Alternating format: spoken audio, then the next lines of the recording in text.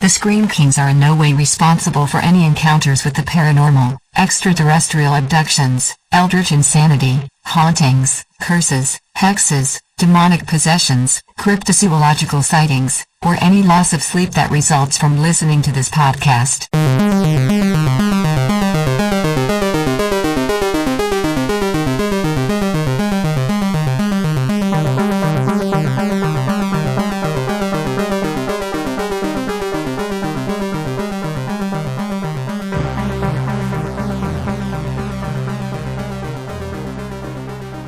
This is the Scream Kings podcast. I'm Nathaniel Darkish.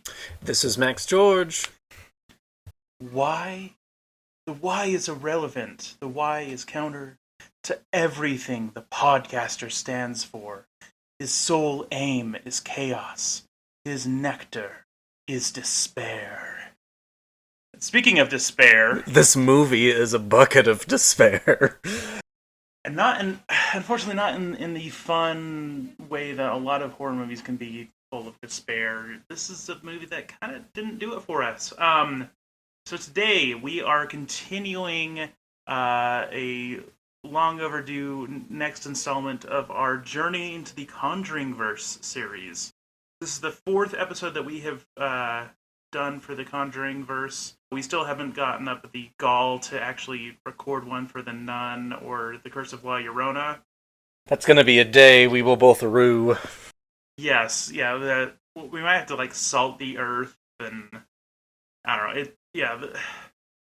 Let's just say we don't like those two movies at all, which is a shame because the Conjuringverse does really have some good gems. Unfortunately, the newest entry into the Conjuring verse, which is The Conjuring, The Devil Made Me Do It, kind of fails on that front. Fails is not the right word for how I feel about this movie. See, I don't hate it as much as you do. I just felt like it was really meh. And that's really a shame, considering that, if anyone has listened to our previous Conjuring episodes, we're pretty big fans of the first two films. We really dug them. There's a lot I want to get into of why I think this movie just feels so separated and so distant from the other two. But before we get there, let's just kind of give everyone a quick run-through of the movie, very, very brief. Again, we are a spoiler-indulgent podcast here, so if you want to not have this movie spoiled, please stop listening, go watch the movie, and come back. Yeah, though I would say if you're going to watch it, we recommend maybe going the HBO route as opposed to spending money to go see it in a theater route. Might save you some heartache.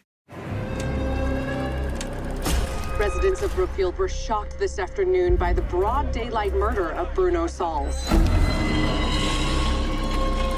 The court accepts the existence of God every time a witness swears to tell the truth. I think it's about time they accept the existence of the devil. I'll take it from here if that's okay. All right, go ahead. Awesome. We have this quaint little family. The movie opens up with their youngest son is obviously possessed. And as they are going through some exorcisms, there is a future brother-in-law to this family, Arnie, and he challenges the demon and commands it to kind of take him instead of this little boy who has been possessed up to this point. The Warrens are there. There's a police officer. They come and kind of everything is resolved and is A-okay. However, Arnie then, of course, starts to feel this demon inside him, because that's what happens when you challenge a demon. This leads to Arnie actually killing somebody, and we'll get into kind of that story, and how the Warrens then helped him in his defense be the first U.S. case to kind of use the defense of being demonically possessed. That is one story of the entire movie, and then you kind of branch off into this very hokey, weird, the Warrens are trying to figure out who is possessing Arnie and how, and so it goes on them discovering this very occult, satanic, demonic priestess kind of doing her own thing, and then her and the Warrens kind of start going after each other, and at the end of the day, it kind of falls apart into a hot mess of this occult woman kind of taking the reins and summoning this demon, and it's her fault that Arnie and this boy had become possessed. And a couple other people, too. Yeah, I mean, that was a lot. That synopsis was a lot. It took a lot out of me. Okay, so when we're looking at this movie, just, some notable names to kind of throw out there. It was directed by Michael Chavez, who was the director of The Curse of La Llorona. So it didn't set us up for success too much. The screenplay was by David Leslie Johnson McGoldrick, based on a story by James Wan. And, it stars, of course, Patrick Wilson, Vera Farmiga, bunch of other people that are less notable. Honestly, the highlight of the actors would probably just be the little boy who you may have recognized from Haunting of Hill House. The kid is Julian Hilliard, and this kid is the best, and I love him. He's like Frankie Muniz, but more cute and current. Yeah, he was the young version of Luke in Haunting of Hill House. I thought he was like adorable and really did a good job of being a convincing, like, scared kid that is going through some stuff. I felt like his work being this like possessed kid was really good at the beginning of this film and in that cold open. Also, just the other day I saw like an interaction of him on Twitter. Like he apparently has a Twitter account that, of course, it like says like in the name, like, his name, and it says monitored by his parents. Oh boy. It was just funny because someone was like, man, I really want this kid to be able to have or be in a movie where the worst thing that happens to him is that he falls off of a seesaw. And then and then he like quote tweeted it and was just like, can it at least be an evil seesaw? And I was like, okay, that kid's awesome. Yeah, really for me, if we just want to dive into things that are good about this movie, overall, I mean, the Conjuring movies have a ton of money, and so this movie was no exception. Production value was incredible. The set design was amazing.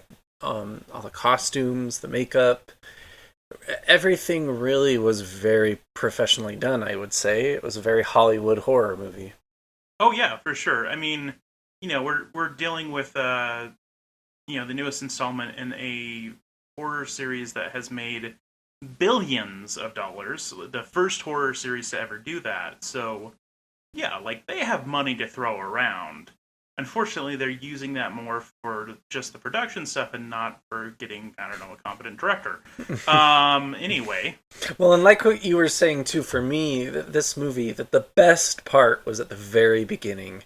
Yeah, that cold open was awesome. This boy did possess very, very well. There was a lot of contortioning going on, which anyone who's listened to our Anything for Jackson episode would know that we just kind of, that is so weird and bizarre. And so to see it in a little kid who's possessed, when the movie started out like that, Nathaniel, I was pretty pumped. I was like, okay, they're hitting hard in the first 15 minutes. What's the rest of this going to be like? Oh yeah, and that's definitely something that felt true to the Conjuring formula. Because if you look at the first two movies, the first one started out with Annabelle, and the second one started out with the introduction of the nun Valak, outside of the context of the main plot. And so yeah, I liked having this strong of a cold opening. I felt like the cold opening had some of the best shots in the movie, the best like fun little like homages to like The Exorcist even. Yeah. Because like there was even just a moment where the priest shows up to help do the exorcism, and he is holding a briefcase, and it kind of replicated the shot, that iconic shot with of when our exorcist is gonna go visit Regan. So yeah, when I saw this in the theaters, I kind of whispered to everyone, oh, this is an Exorcist homage. And it was like, oh, yeah, cool. It was very subtle, but it was fun to start out like that. Yeah. And so, like, right off the bat, started strong. Fizzled after that. But we're sticking with the pros for a minute here. We're sticking with the pros. Vera Farmiga. Don't know how to say her last name, Vera. I think it's Farmiga. You are a queen because, one, between the two Warrens, Elizabeth is the best, I think. You mean Lorraine? Lorraine, oh my gosh.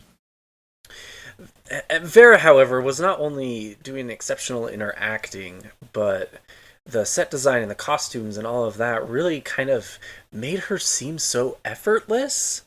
I don't know, she's stunning. I fell in love with her performance, and often do. Yeah, she's really great in everything. And, by the way, totally not a horror thing at all, but she's going to be in the upcoming, like, Hawkeye series for Marvel, and I'm excited about that, because she's great. Yes. Yeah, so she was great. Awesome stage presence, really kind of dominated her scenes in the best kind of way. We're running out of things, Nathaniel. Do you want to share the last one? Yeah, I mean, there were some things that I liked, such as, like, I really liked the design of, like, the totems. I felt like there were some really good ideas present here. There were a few, like, shots throughout the movie that were, like, really creepy or well constructed, but as a whole, a lot of it was pretty standard, fair kind of possession movie. You know, if this movie had not been a Conjuring movie, you know, I think it would have arrived and disappeared from theaters with, you know, little fanfare either way. So, you know, it sure was a horror movie that I watched. Can we cut the crap and just get into the bad stuff? Yes, let's dig in. Because I have a lot to say about this movie, everybody. I hope you're ready for big ol' serving of Max. Ha! All right, let's let you kick it off. All right. I have things too. For me, I think the biggest offense to The Conjuring is how I described this to other individuals was I felt like Conjuring 1 and 2 did so well at what that they were doing because they started out in reality. In both of the movies, we have this very down-to-earth family. The movie takes a little bit to allow us to get to know both of the families. And then we see kind of the slow, gradual descent into the horror of this realistic family and the effects of possession on them. You know, that feels very humanistic to me. It made me care about the characters, and it gave me a frame of reference that I could understand and kind of slowly slip into the horror. Yeah, well, it makes us actually appreciate what this is doing to this family. Right. And so, where I think Conjuring 3 screwed up the most is it flipped that on its head. It started in this very supernatural world with this boy getting possessed by this demon. We didn't know anything about the family. We didn't know anything about the possession story. And the contortion scenes were really intense and good. And there's this scene where the demon kind of is slyly spreading his fingers on, you know, the shower pole. And all of that That scene was great. That set this movie up. And we were already in the supernatural world. So how do you pull out of supernatural and go back to reality without getting bored? It was a huge miss for me when it came to the plot of the movie and starting off at 100% and you don't really know where to go from there. Yes, I think that's a great point, especially because, you know, like you said, you know, we get to know the families in the previous films. We really get to appreciate them as people and get to care about them and all of that. And so, you know, this movie really suffered because really the only characters that we cared about at all were the Warrens, which we already care about them. We don't need another movie that's going like, yeah, cool, these guys. We know. And so the fact that it spent so much time going like, oh, and they have such a sweet love story and all of that. No, because the rest of the characters that are being affected very personally by these events that are happening, were flat and uninteresting because they didn't give us anything to go off of. Yeah, and it extended to even the villains, I feel like. You know, we have this demon who's attacking this family, and then Ed and Lorraine find this priest who is supposed to be some occult priest where he studied all the demonic, and they have this very dark talk, and he just happens to give him this grimoire that tells him all about the demon, and then it's this human sacrifice thing. And then we find out that the priest, this occult priest, had a daughter in secret who unfortunately was raised to love the occult, and she's the mastermind behind it. But we don't really know why she is doing all of this. It just, everyone felt so shallow, and the next deep individual in the movie were the Warrens, and we love the Warrens. This is movie 3, you know? I don't know.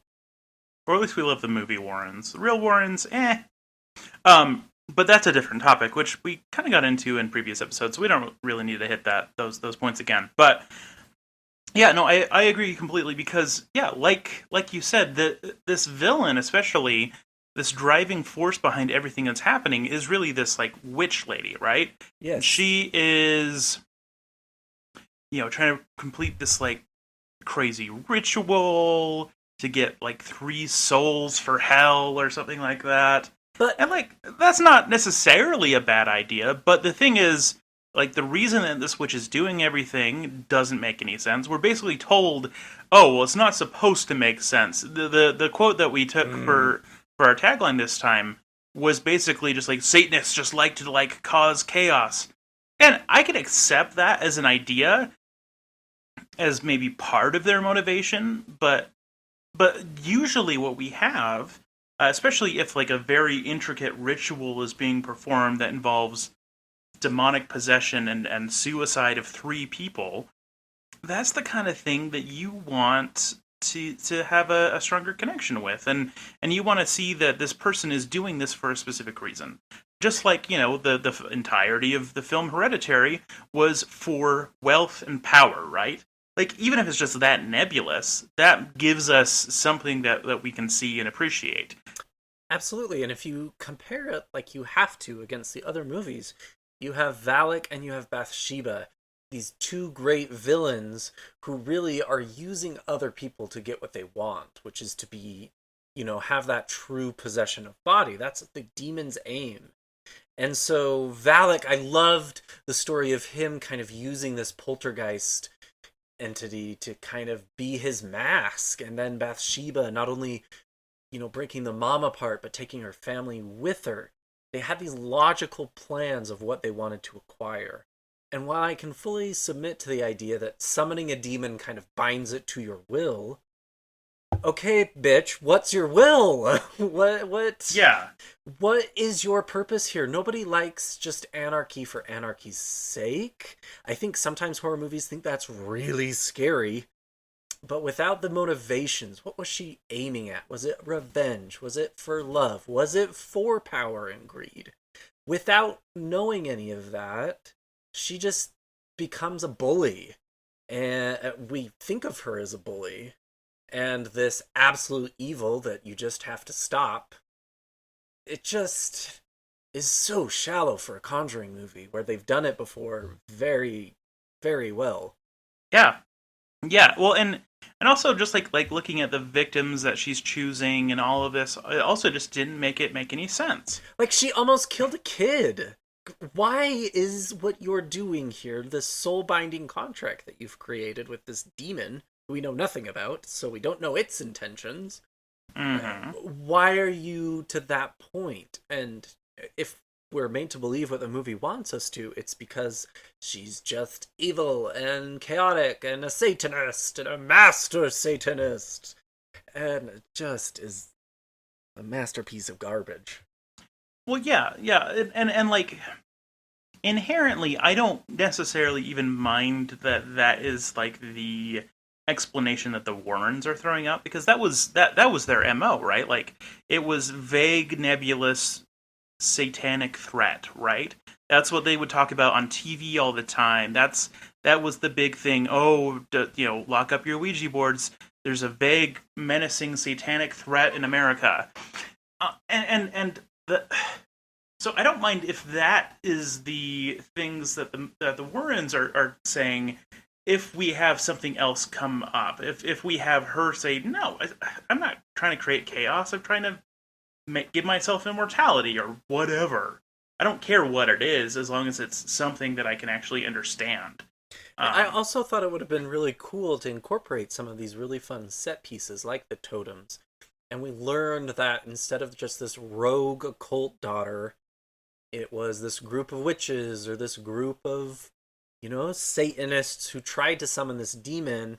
They failed, and so now the demon was, maybe using one of their children as bait. I'm gonna kind of give them this occult interest so that one day I can possess them fully. Like, give us a reason to be afraid, not only for the protagonists, but also a little bit for the antagonists. Yeah. Make them more rounded characters. So all of that was just a big problem, and unfortunately, one thing I actually read about the movie is that apparently when they originally shot it, they had actually like the demon itself be a much more significant figure. I don't know necessarily to what extent, but we were actually supposed to see it. It was supposed to have a very iconic look. I think part of the intention was so that they could make another, batch of spin-offs. Because of course that seems to be their bread and butter these days. But That's how they do. And like, do I roll my eyes at that? Sure. But unfortunately, I think by cutting out this demon almost entirely, what we have is a bunch of stuff that's happening that's kind of demonic possession and kind of the witch just making people do stuff, and it's hard to know where the line is. And is she sending out the demon to go do stuff for her?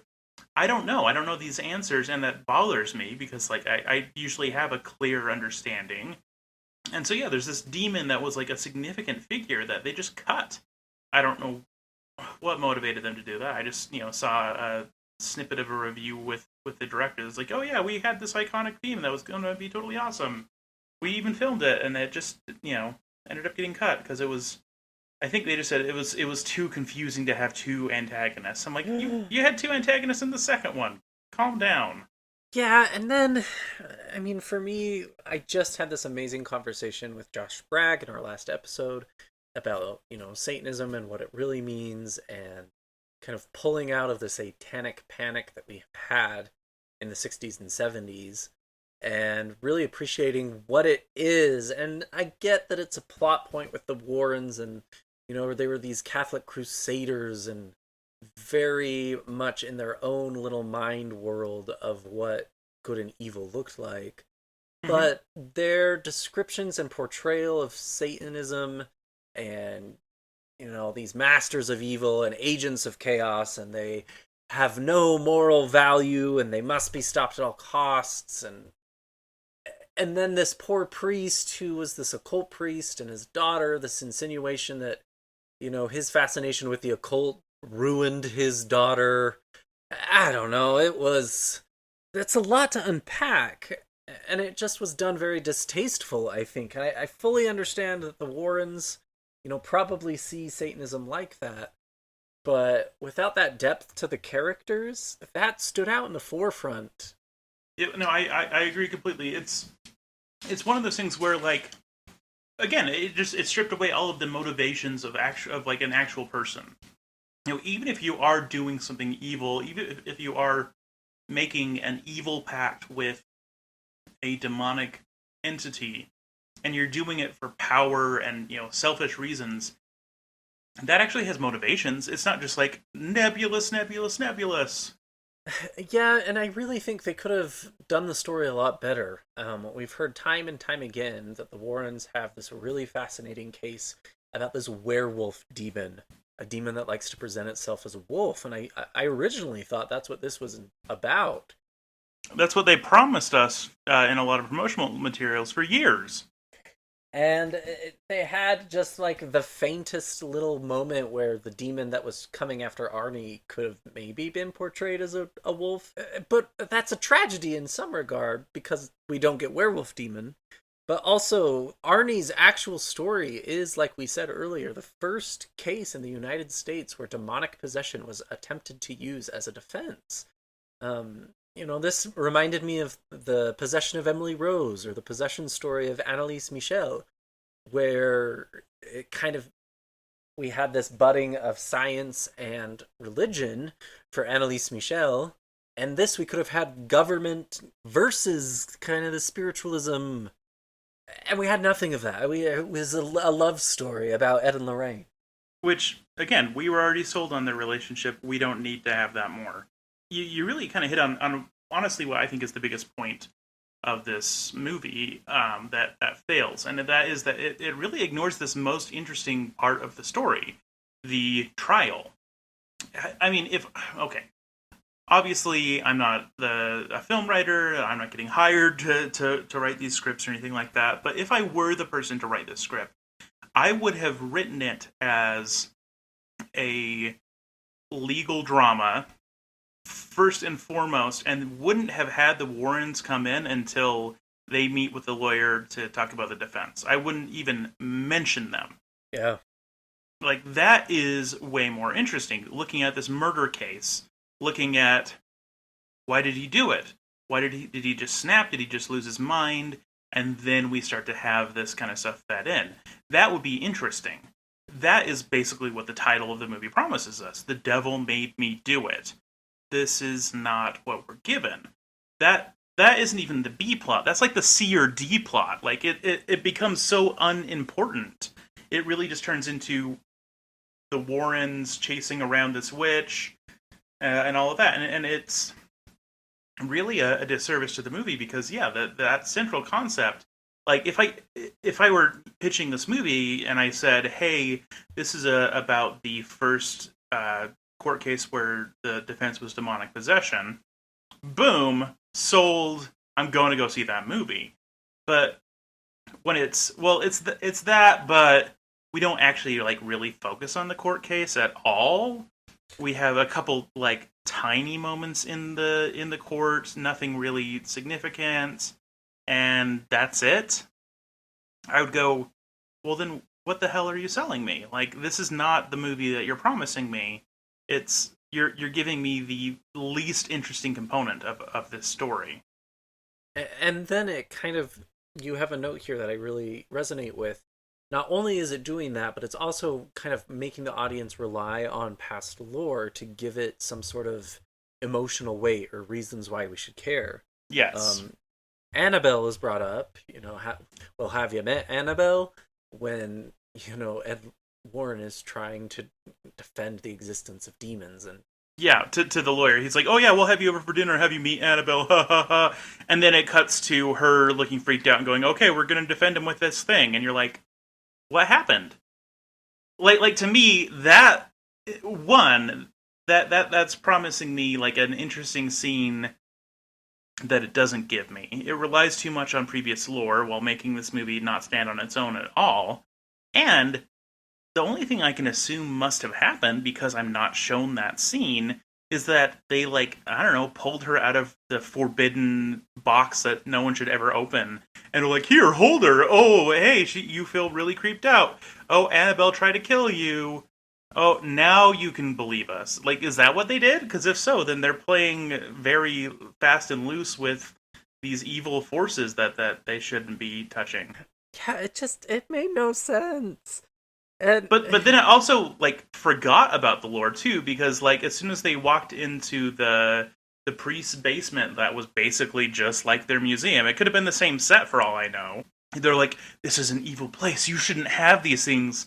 And while we were watching it, we were just, both my wife and I were just, are you kidding? Have you seen your house? This is small potatoes. You have Annabelle. Have you met Annabelle? Like, it was bonkers. Yeah, it was a problem. Another thing that bothered me, and really bothered my wife Taylor, was, like, the whole time, like, outside of that cold open, the parents of that little boy and also the parents of this daughter who was engaged to Arnie, who murdered that guy, they're just gone.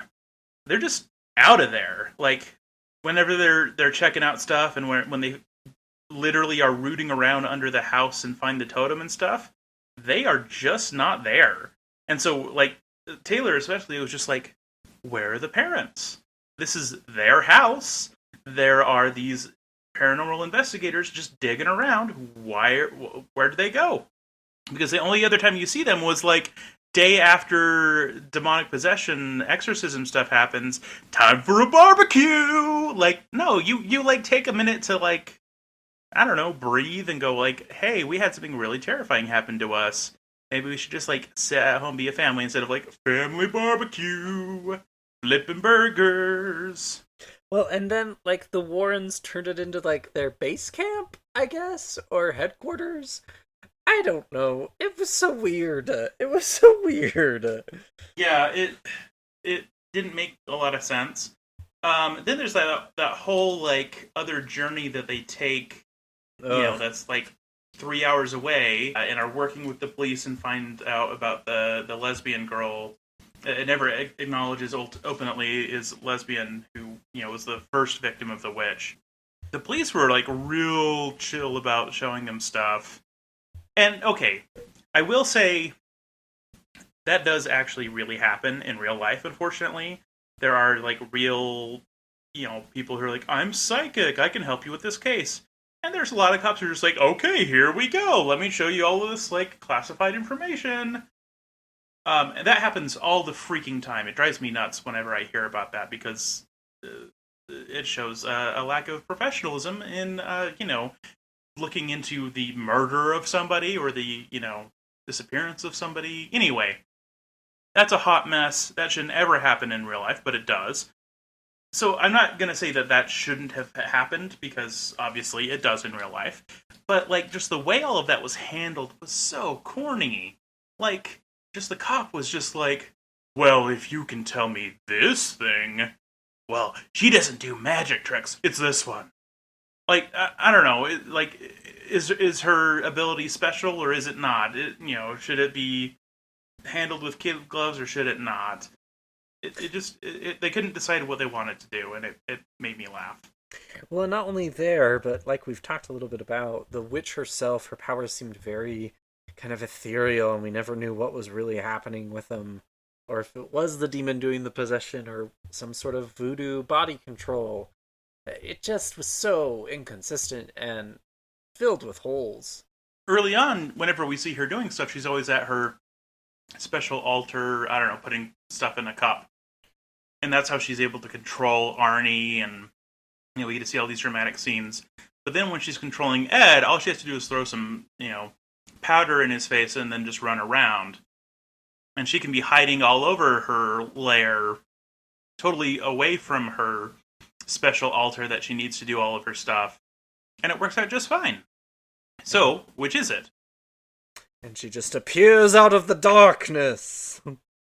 Well, and also, like, so at that point, she seems to be possessing or controlling two people at the same time, because we also have, like, Arnie is freaking out and stuff at the same time as that's going on.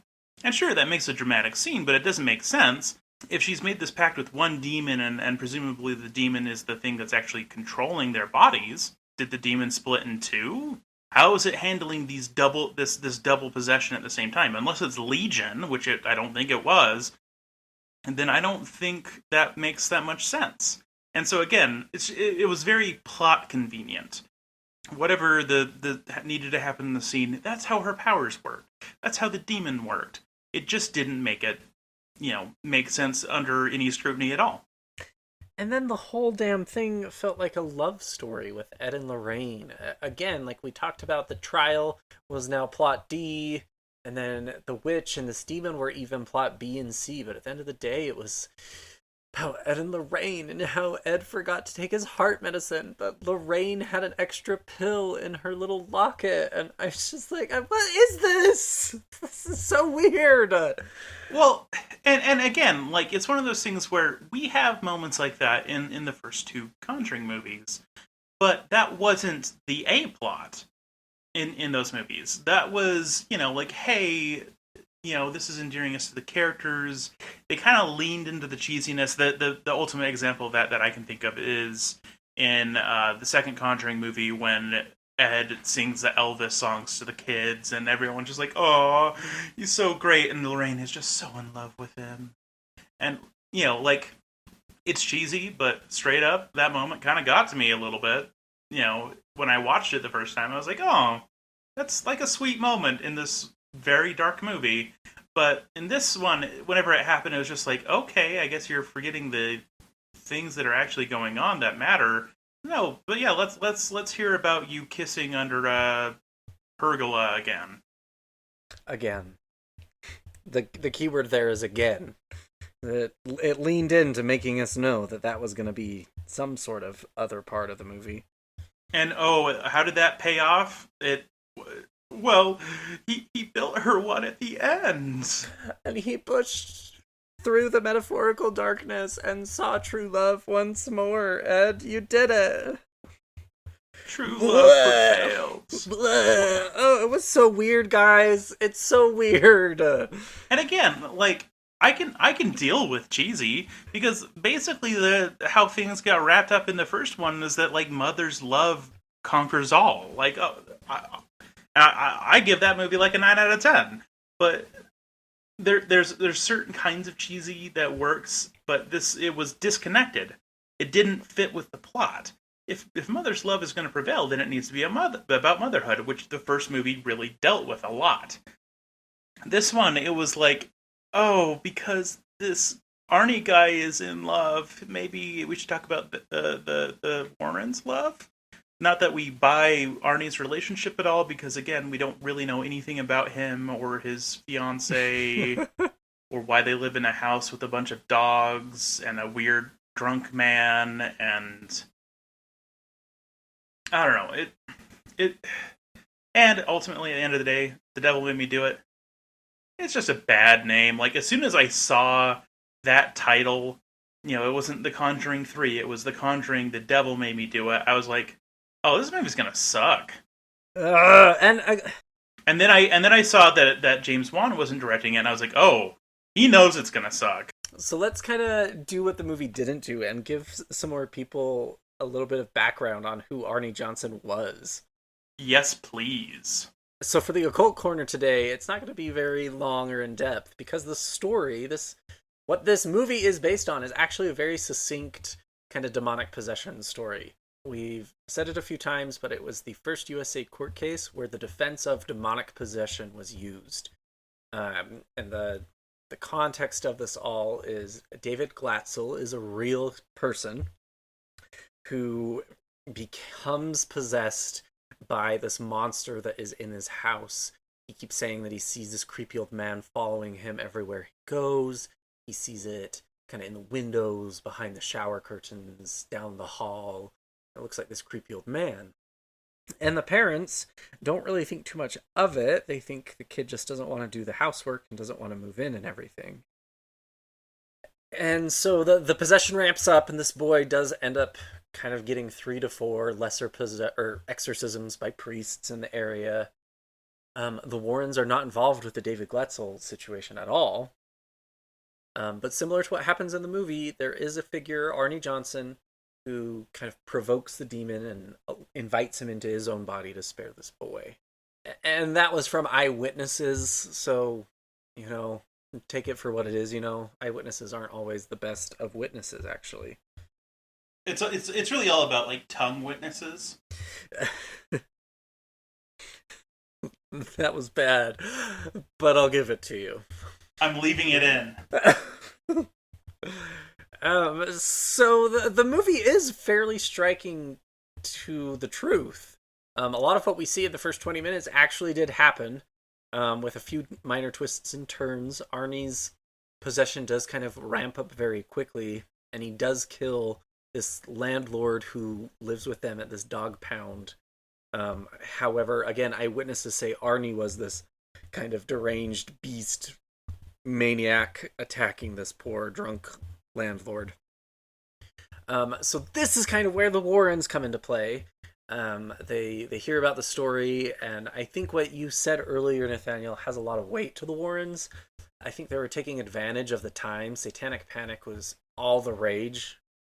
And so if they can kind of use that and twist it into their career that they've created, it will help them out. Oh, yeah. And so they have this idea that they're going to come talk to Arnie, they're going to go to his defense team and say, plead demonic possession, and we will prove, demons are out there. And as I was doing research for all of this, I saw a quote from Ed that said, demons aren't possessing you 24 hours, 7 days a week. And I just thought, well, that's convenient for any sort of criminal to say that the demonic possessed him. It's just crazy. The judge threw out the defense. It didn't even go through. Arnie was convicted of manslaughter. My favorite thing about all of this, though, in 2007, David Glatzel and his brother actually sued Lorraine Warren. And this quote I just think is awesome from his brother. It states, "My brother, David Glatzel, was never possessed. He, along with my family, was manipulated and exploited, something the Warrens were very good at. And along with their author, Gerald Brittle, they conducted a phony story about demons in an attempt to get rich and famous at our expense, and we have evidence to prove it." And do you know what that reminded me of? What? The Amityville horror story, where we have a family who's essentially saying the same thing. This is where the meat of the movie should have been. This juxtaposition about the law versus religion or spirituality or personal belief systems, and where does those lines cross and where do they meet? That would have been fascinating. I think that's why the possession of Emily Rose is so compelling. It's scary, but it also kind of makes you have this ethical debate within yourself of what do you believe in this situation. Yeah, should this priest go to jail for manslaughter? That was, a great movie. So good. We need to cover it on the podcast. So I said I wasn't going to get into why the Warrens were just hokey bunch of con artists. But I think I just wanted to share one thing that that Taylor actually pointed out.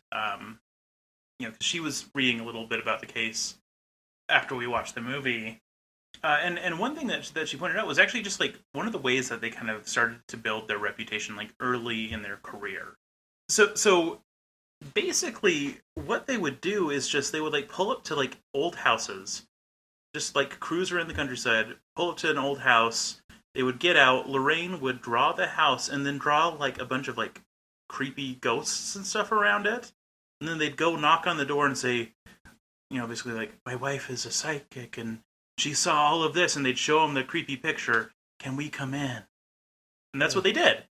Of all of the cheap parlor tricks of how to, convince people that their house was haunted, especially if you show them this and go, is there anything unusual that's happened in this, in your house in the last 10 years? It was that kind of very basic, mentalist kind of stuff where, oh, I sense someone in the audience just lost someone. Oh, you lost someone recently? I'm getting the letter J. It was that kind of thing, but it was just her drawing pictures of people's houses. The Warrens are very complicated, very problematic. I think they're charlatans at the end of the day. However, they've brought kind of this subculture into mainstream media, which is cool for, horror aficionados such as ourselves. But what they do and what they've done is it's pretty scandalous in my opinion. They were out to make a buck, like we all are at the end of the day. We all want to make our money, but don't take advantage of people to do that. Yeah, I just find that the more I learn about the people, the less I can stand them, and unfortunately, it does kind of slowly taint the media that is, like the Conjuring movies. I like the first two Conjuring movies a lot, but I have to go in this version of reality, or in this film universe, they're not charlatans, and then I can enjoy this. But I have to tell myself that going in, or I spend the whole time just picking apart everything. Anyway, thank you for that occult corner. I feel like that definitely filled us in on some of the key points that the movie totally basically just ignored. So how do you rank this movie as far as screams go? I gave it a 2. I think the opening scene was very good. The contortioning of this little boy really unsettled me. The moment with the werewolf, if that's what we want to call it, this like dog creature running after Arnie to try and have him kill this guy, that I thought was done pretty cool. That was very Conjuring-esque in terms of presentation. Mm-hmm. That's about it. I wasn't scared of anything up to that point.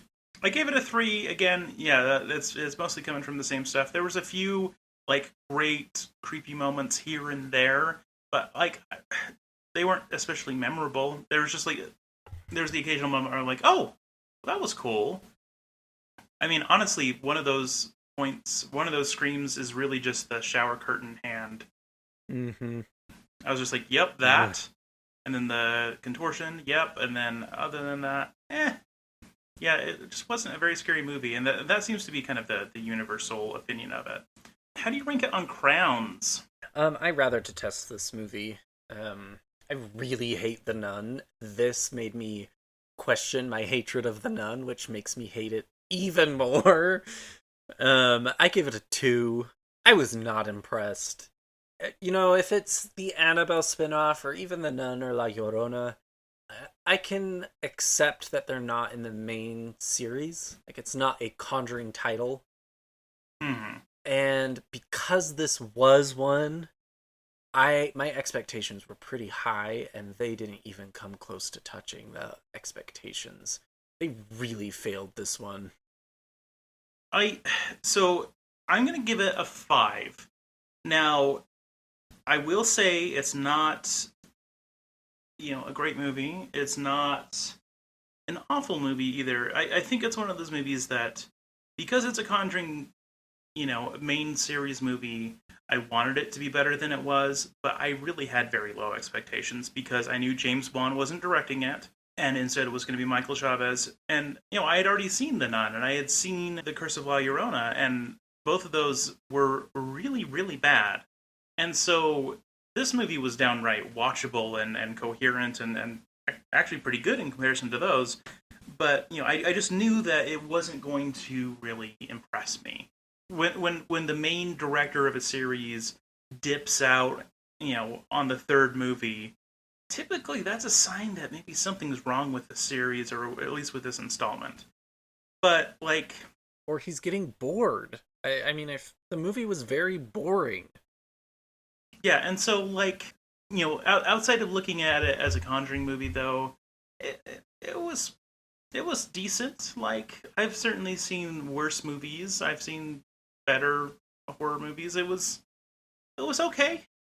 I didn't regret spending the time to watch it on HBO, but I would have regretted the time going and seeing it in a theater. So it was one of those, I'm like, yeah, I watched it. It was entertaining. I was entertained for 2 hours, but it wasn't anything special. So on that bright, shiny note, how have you been staying spooky lately? I watched a movie the other night that I was pretty impressed by. It had a very different vibe to it than what I thought was going to be. I still am thinking about it and trying to decide if I liked it, because it's different. The movie's called Satyr. It's on Shudder. It's about kind of this weird old god, pagan god, but maybe a demon who lives in this wood. And this family who grew up in the woods kind of has a very intimate relationship with it. And the grandma of the family speaks to it and kind of does spirit writing for it. And it was a very cerebral, very kind of high fashion horror art. We have our horror art like Midsommar and Hereditary and those, and this was kind of snobby horror art, if that makes sense. But it was enthralling to watch. There was very minimal dialogue, which I thought was cool, because it really allowed you to use your other senses to try and interpret the horror.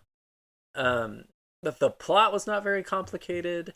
I'm not 100% sure of still what happened, but I can't stop thinking about it. So it's a good one. It's very cerebral, though. Maybe watch it with a buzz or when you're not fully cognizant of your body. Yeah, that's one I've been wanting to see. I actually listened to an interview, so I had a couple things spoiled about it. But yeah, with the writer director of it, and actually, Satyr, the entity itself, is a real thing that is actually like a thing that like his grandmother was in love with. Oh, interesting. Because I tried to look it up and I couldn't find any sort of like demonic origin for it. So Yeah. that's even spookier. Ooh, that's cool. I'll send you that interview. It was done on Nightmare on Film Street, which is a great horror podcast. But yeah, so they interviewed him. It was fascinating to listen to, and I was like, I have to see that movie. It's a trip. Let's just say, like, everything I learned about it just made me go, oh, this was a weird one. But like, also, Yeah, that guy it's- literally did everything. Like, other than acting, he wrote it, he directed it, he built the sets, he did the effects, he did the sound work, he did everything. Yeah, it is definitely bizarre. It is like abstract modernism art in horror cinema form. Again, I don't really know what happened or what the whole point was, but I can't stop thinking about the damn thing. So we should do an episode about it because it was trippy. I'd love to hear your thoughts on it, Nathaniel. Yeah, for sure. It's high on my to watch list. I will definitely get to that one soon. So I have been staying spooky lately, mostly through listening to an audiobook. I finally listened to the second book in a series that I started a long time ago, or no, I don't know, about like 6 months ago. It feels like a long time because I read mini books. But the book that I listened to is in a series called the Pine Deep Trilogy. It is by Jonathan Mayberry, and oh man, it's so good. So the first book is called Ghost Road Blues. The second one, which is the one I just listened to, is Dead Man's Song. The third one is Bad Moon Rising. It is so good. So well written, creepy, great characters. Basically, the idea is there's this town called Pine Deep that has like a reputation for being one of the most haunted towns in America. And they've kind of like leaned into that in a very kind of like Salem sort of way where, they have like a big Halloween festival every year and like have like big horror icons come and do events, every October and that kind of thing. And so, like, one of our main characters is a guy who runs this haunted hayride and owns, like, a comic shop. But basically, this serial killer is escaping the law, and he kind of just, like, is drawn to this place and ends up, like, just kind of by, it seems like happenstance, crash into this town. And then he starts to hear this voice calling him, to basically serve him and do all these unspeakable, horrible things in this town, like, serving this mysterious, like, evil master. And so, like, it all is connected to the past of the town, where there was some, like, really brutal serial killings, like, 30 years before. I don't know. It's so freaking good. I really can't recommend it highly enough. It won Stoker Award for Best First Novel. Ghost Road Blues did. I think the subsequent books also won Stoker Awards. Like, Jonathan Mayberry's freaking so good at writing. His metaphors are some of the best, most unique metaphors I've ever seen, which I know this is like literary nerd, just me being an English teacher nerding out about how good the metaphors are, but seriously, it's so freaking good. And it's creepy, and the monsters are good, and it's unique, and it is so freaking good. Well, I'm gonna have to look for it. Yes, highly recommend. The audiobooks, I've listened to the first two books on audio, and the reader was really good. Did some great voice work and stuff. It's a banger. It's a banger. Like, those books are just so good. I'm gonna ramble it for longer if you let me, but we should probably not let me do that. Yep, you're cut off. Okay, good.